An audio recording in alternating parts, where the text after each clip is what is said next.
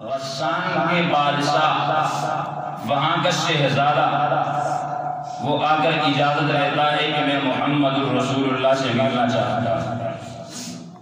تو اجازت کے بعد جب اس شہزادے کو پیارے پیغمبر جناب محمد الرسول اللہ صلی اللہ علیہ وسلم کی خدمت میں پیش کیا جاتا ہے،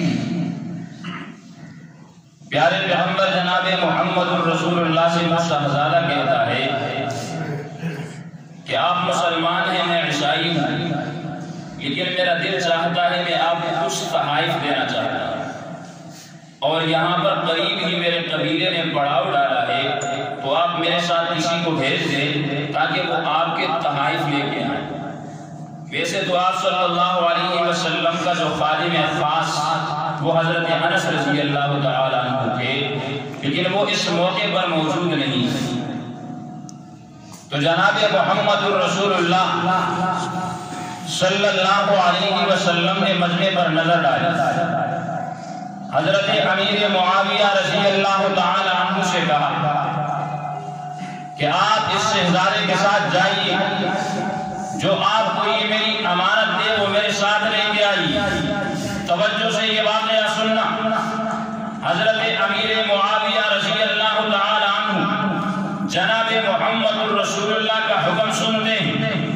مسجد کی دوسری طرف ان کا جوتا پڑا ہے، وہ جوتا اٹھانے نہیں ہے کہ کہیں محمد کے حکم کے اندر تاخیر نہ ہو جائے. وہ شہزادہ مسجد سے باہر نکلتا ہے، اپنی سواری پہ سوار ہوتا ہے.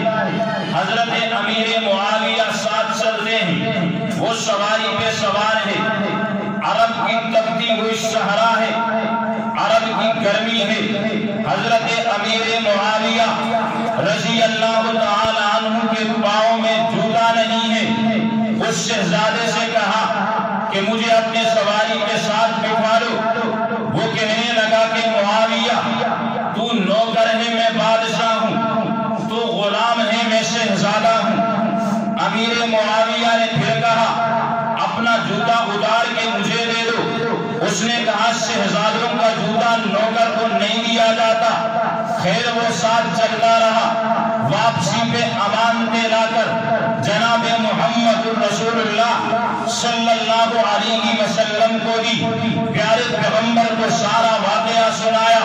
جناب محمد الرسول اللہ صلی اللہ علیہ وسلم نے حضرت معاویہ کے اعزاز کے اندر، ان کے شان کے اندر، ان کے مقام اور مرتبے کو ظاہر کرنے کے لیے ایک جملہ ارشاد فرمایا کہ معاویہ کا احلم امتی، کہ میری امت میں سب سے زیادہ حلم والا، سب سے زیادہ تحمل مزاج انسان اگر ہے تو وہ امیر معاویہ ہے.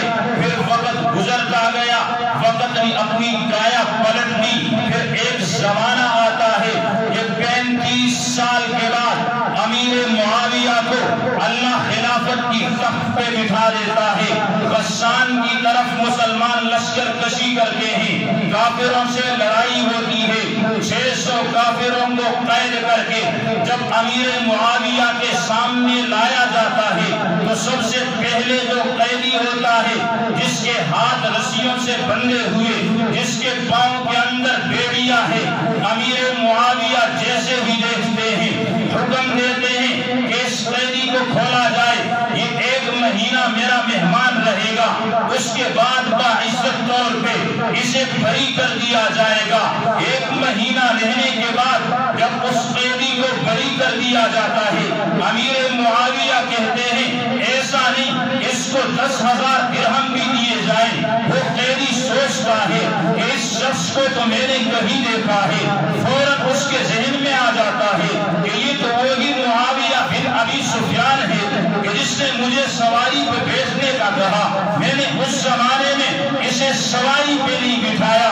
جس نے مجھ سے جوتے مانگے میں نے اسے جوتے نہیں دیے. لیکن آج جب میں قیدی بن کے، غلام بن کے اس کے گھر پہ آیا ہوں، 1 مہینہ شاہی دسترخوان پہ بٹھانے کے بعد جاتے ہوئے مجھے 10,000 درہم بھی دے رہا ہے، تو وہ کہنے لگا کہ معاویہ میں بڑا شرمندہ ہوں، میں نے بڑی زیادہ